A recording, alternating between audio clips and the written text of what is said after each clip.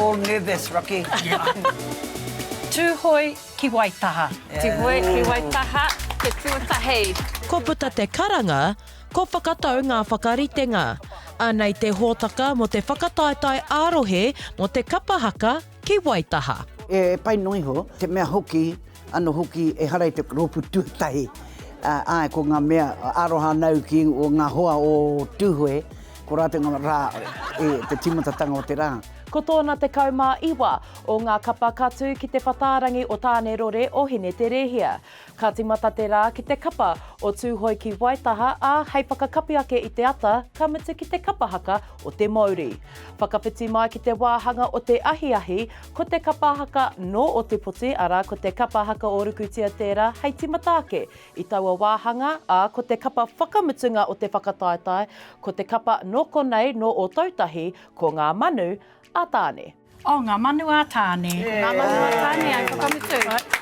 Ana, ko ngā rōpu kaha, ko manu a tāne te mea mutunga. Nā reira waimaria rātau i runga i tākui mea ai. Tākui whakaaro ai mea ko koe te rōpu mutunga, ko koe te rōpu ka mahara, tino mahara te kaiwhakawā.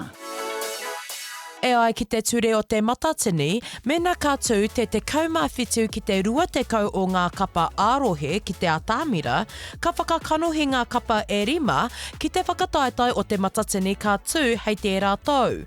Hei tā Jahmaine Manawaroa Cummings, nā runga i te kaumā iwa o ngā kapa kātū, he tuatahitanga tēnei mo te rohe. We've never actually had 19 in history, so paki ki tēnā. Last regionals, it was awesome to see the growth and capability and skill, and then I think what's awesome about this is you're seeing the growth in numbers.